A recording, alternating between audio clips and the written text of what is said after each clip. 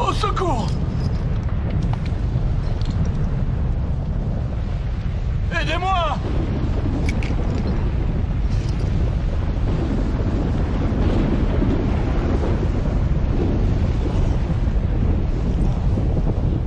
Au secours!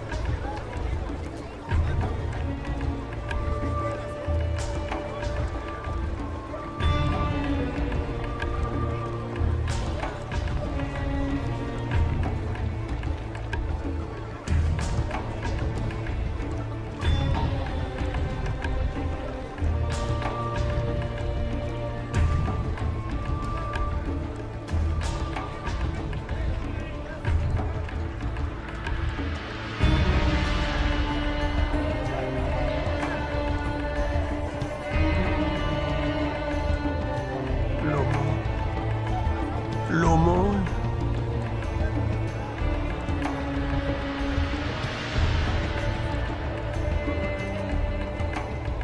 L'aumône. L'aumône. Comment oses-tu me toucher?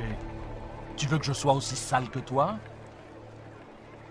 Je ne devrais même pas te permettre de mendier à ma porte. Pardonne-moi, Seigneur. Pardonne-moi, je n'ai pas mangé depuis des jours. Je me demandais si je pourrais avoir un peu des miettes qui tombent de ta table. Des miettes qui tombent de ma table. Mais alors, que mangeront les chiens? Mes affaires m'attendent. Brûlez-moi ça, c'est infecté.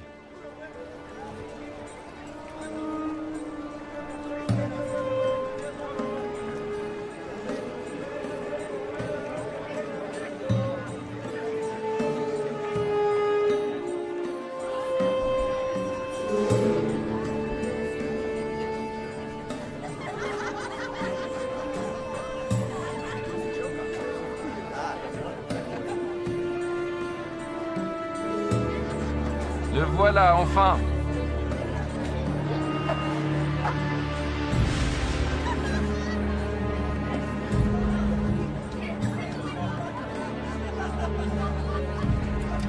Mon frère préféré. Que me veux-tu cette fois? Nous avons dépensé sans compter. Je le vois bien. Il y avait un homme riche qui était vêtu de pourpre et de fin lin et qui menait joyeuse et brillante vie. Un pauvre, nommé Lazare, était couché à sa porte, couvert d'ulcères et désireux de se rassasier des miettes qui tombaient de la table du riche.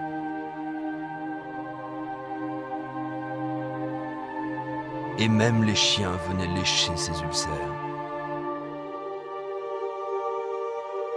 Oh. Oh. Oh. Oh. Dieu, aide-moi. Pourquoi? Pourquoi? Pourquoi?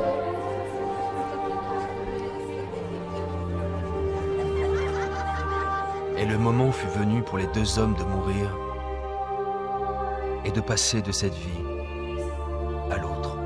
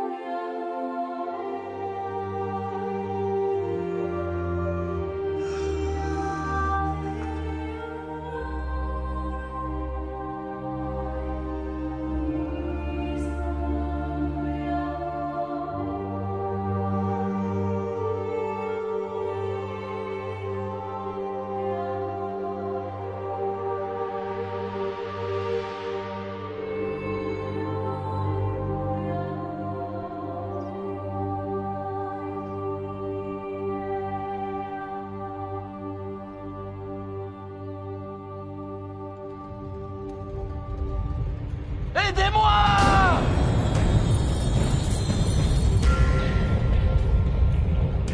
Au secours!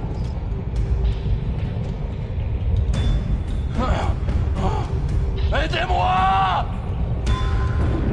Ah!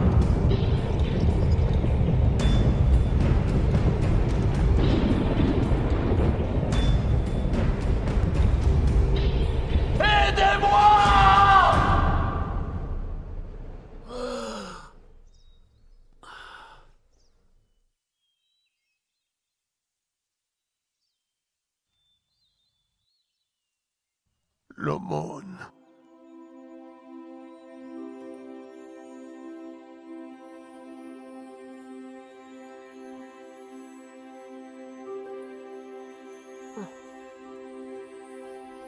Bienvenue.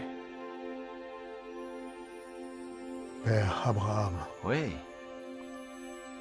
Oui, je suis Abraham. Ah, Bienvenue au paradis.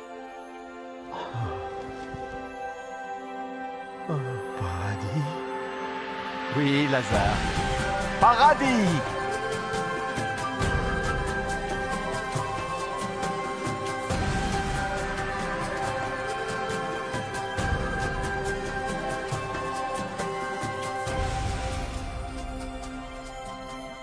Nous avons préparé un banquet en ton honneur. Oui, oui, viens.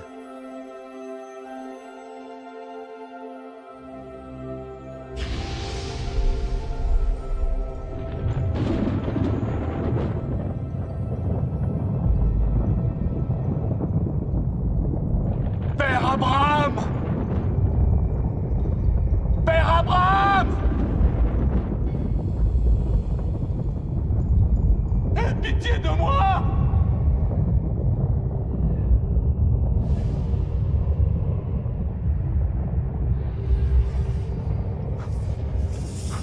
Je t'ai vu avec Lazare! Envoie-le-moi! Pour qu'il trempe le bout de son doigt dans l'eau et me rafraîchisse la langue! Car je souffre cruellement dans ces flammes!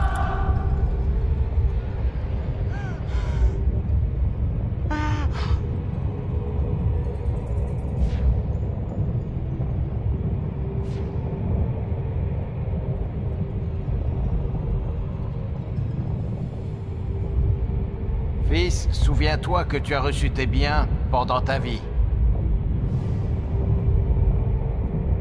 Et que Lazare a eu les maux pendant la sienne. Maintenant, il est ici consolé, et toi tu souffres.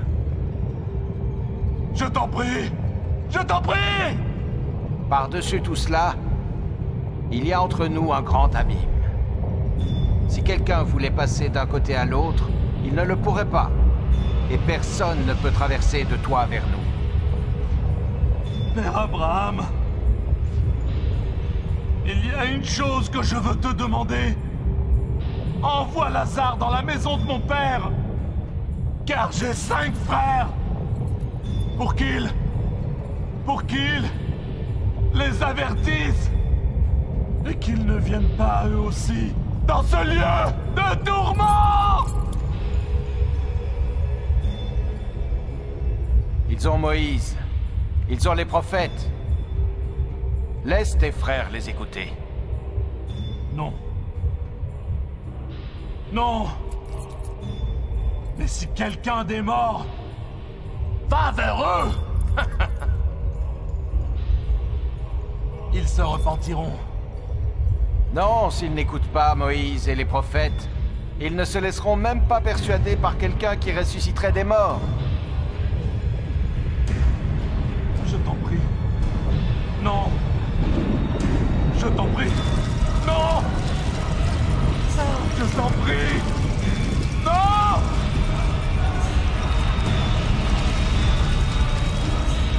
Non. Non.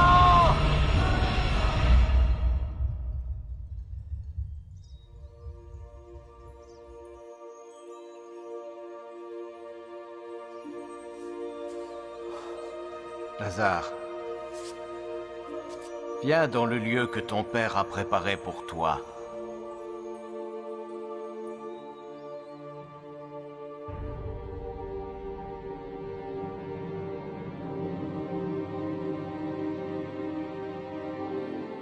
Maintenant, nous pouvons diviser ses biens. Nous serons tous riches. C'est ce qu'il aurait voulu. Où crois-tu qu'il soit maintenant? Il était riche dans cette vie. Je suis sûr qu'il l'est aussi dans l'autre.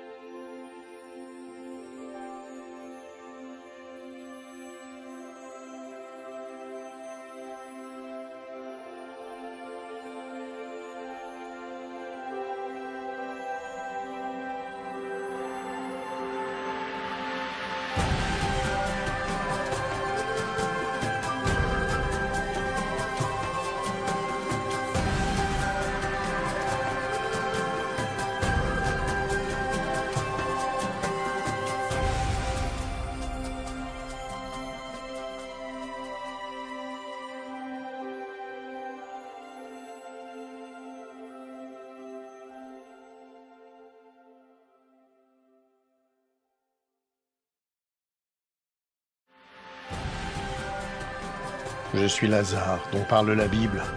Vous en apprendrez plus sur moi et cette histoire dans Luc 16, chapitres 19 à 31. Qu'avez-vous appris de cette histoire? Comment pouvez-vous appliquer cette histoire à votre vie?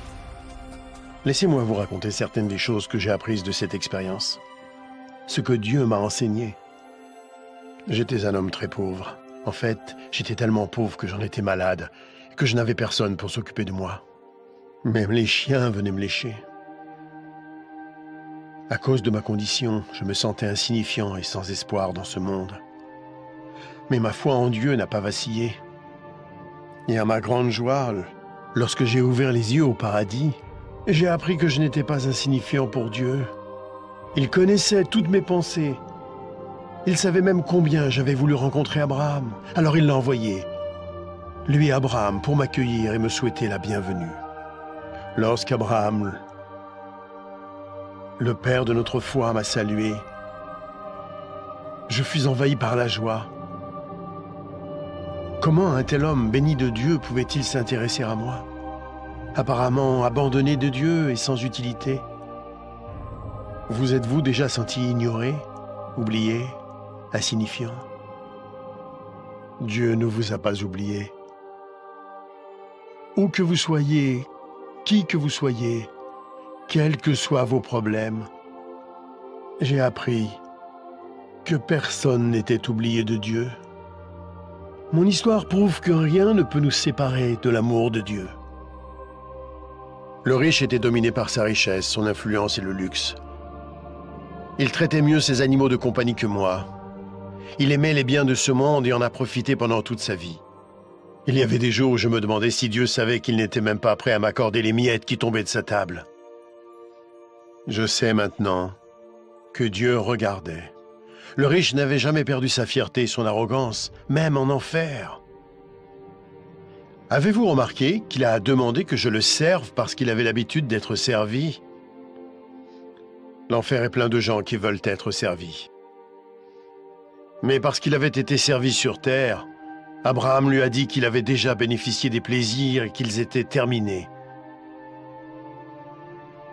J'ai appris comme il est important pour Dieu que nous servions les autres sur terre. Plus spécialement ceux qui sont faibles et qui souffrent. Mon histoire illustre la façon dont Dieu veut que nous utilisions notre argent, nos biens et notre influence. Il est clair qu'une courte période nous est accordée sur terre pour tester la façon dont nous utilisons ce que Dieu nous accorde, pour nous-mêmes ou pour les autres. Ce n'est pas faux d'avoir des biens ou d'être pauvre. Ce qui est faux, c'est de refuser de servir les autres. Jésus-Christ a dit que même lui était venu servir, non pour être servi. Si vous utilisez l'argent et tout ce que Dieu vous a donné pour servir les autres, il sera satisfait, quoi que vous possédiez. Vous pouvez vous interroger sur l'enfer et le paradis, et sur ce qui arrivera après votre mort. Christ viendra au dernier jour pour juger le monde. Le jour du jugement, le méchant sera envoyé en enfer, un lieu de tourment terrible et infini. Mais le juste sera emmené au paradis, un lieu glorieux et heureux où il sera pour toujours auprès du Seigneur Jésus-Christ. Il y a tellement d'autres choses que Dieu veut nous apprendre. Notre prochaine histoire va poursuivre cette aventure.